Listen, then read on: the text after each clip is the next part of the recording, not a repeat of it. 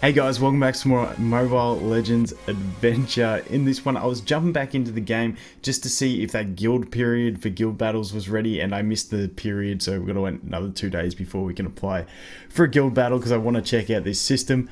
But when I logged in, I saw this new dude and I was like, Zhong, and I was like, we gotta at least give them credit for, after last time when I gave them a fair bit of heat about directly copying Chimera and Brutus and all that stuff, and people are like, you didn't even read the skills, like they haven't changed that much. Listen, I went back and looked at my old video. Argus has changed immensely. Like, he used to be really cool, he's changed immensely. And then people were saying, yeah, but Lunox, like, this is what she does in the in the MOBA. I looked at a YouTube video of her in the MOBA from like a couple of years ago, so it may be outdated, but she doesn't revive. She doesn't sacrifice her HP to heal allies. She doesn't do shields. Like, she has an Order and Chaos form, and she has 2 basic attacks that shift her between them. In Order, her ultimate basically makes her immune to damage for a little period of time, and then in Chaos mode, her ultimate makes her be able to, I'm pretty sure it's be able to spam the basic, spam another ability that's going to deal percentage of max health damage. So they could have done something completely different with her skills to make it more like she is in the MOBA. This is not, in my opinion, what she's like in the MOBA. She is not a Taylane. Anyway, with that out of the way, just because there's a lot of comments of obviously fans of Mobile Legends, and I'm not just saying it's a bad game. Like, the game is cool. I don't know why they pivoted and direct copied another game. Anyway, we've got this guy, Zhong character. That's pretty sweet. I have to say, it's pretty cool. Like, look at him. But wait, there's more. When we go into the demonstration, this is what I wanted to look at. It's just, I have an appreciation for cool abilities, things with pets, and things that transform. So he turns into the dragon, does this thing, and then the whole battlefield becomes a dragon, and he's in dragon form. I mean, that is pretty cool in my opinion. Like, we're gonna watch that again. Ultimate, boom, goes into dragon form, deals damage across the whole battlefield, and then stays in like a pseudo dragon form. Tell me that's not wicked. That is so cool, it's not even funny. But let's take a look at the actual ability.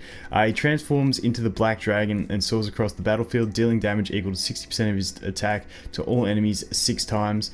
When Zhong will enter the dragon state, acquiring a shield equal to 10% of his max HP and turning the whole battlefield into dragon realm for 15 seconds. Enemies in the dragon realm whose HP falls below 10% will take massive damage. So it's basically like a field that's basically an execute field. I love it. I reckon it's wicked. He looks savage in that dragon form. The damage dealt each time increases to 75% attack. Enemies in the dragon realm whose HP is lower than 15%, so it's a 15% execute AoE. That's pretty cool. Let's take a look at the next one. This one's pretty cool. He just puts that little shield around him and then does the spin. So he enters a defensive stance for 2 seconds, acquiring 75% damage reduction. When the defense stance ends, he'll deal damage equal to 100% of his attack to the enemies around him and follow up with an amount of damage equal to 20% of the damage took during the defensive stance. That bonus 20% doesn't seem like it'll be too much because he gets 75% damage mitigation, so it's like you're not really going to reflect too much. But the good part is when the defensive stance ends, he'll stun the enemies in range for 1.5 seconds. So it's a little bit of control as well. And then you just get number increases for that. And then at level 3, you get immune to most control effects while he's using it. So basically 2 seconds, he gets big damage reduction. Unfortunately, like, this isn't an active skill, so you can't really time it against things.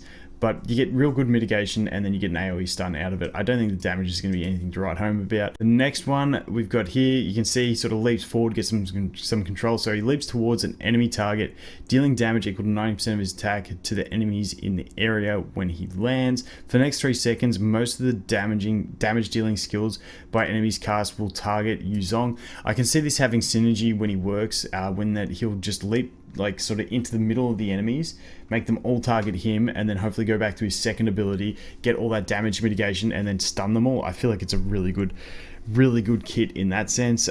Each enemy hit by Yuzong, wait. Oh, this is in his, okay.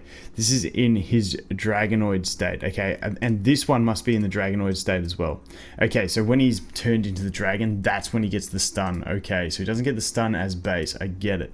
Dragonoid state, each enemy hit heals Yuzong for 100% of his attack. Sweet. What do we get? For the next 6 seconds, most of the damage dealing skills cast by the enemies. Okay, so he gets a longer duration of taunting enemies, pretty much. Let's take a look at this one. Okay, this is a passive, reverse scale, and Dragon Blood grant him strong body. Okay, reverse scale. When Yuzong takes damage, he has a 20% chance to reflect the same amount of damage to the damage dealer. Cool beans. Dragon Blood. When Yuzong's HP falls under 80%, he'll heal himself for 2% of his max HP every second. Increases to 3%.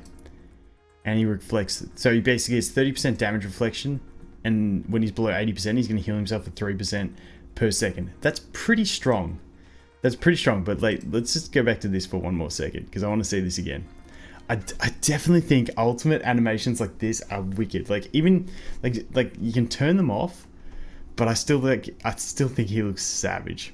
Unfortunately for most people, he's not going to be one you're going to be using anytime soon, because he is of the chaos, which is the hard ones to get. You're not going to get many of them. But hey, he's pretty cool nonetheless. I just figure after I roasted the game in my last video for copying designs, this is a unique design. It's a really cool thing. So I thought I'd give props where it's due, and actually make a video of it actually working out. So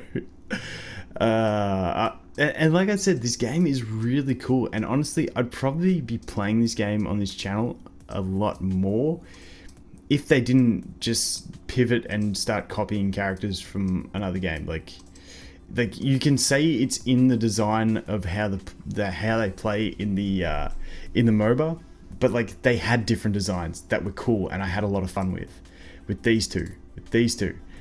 They had really cool designs, and then they all of a sudden did a patch and just said, nope, we're just making them the exact same as these guys. Like, I get he may do some demonic strike like this in the MOBA, don't care. He was different before, and he was way more fun.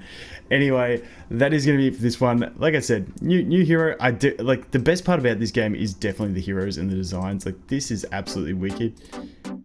I love that whole thing. I love the whole design. I love the dragon thing.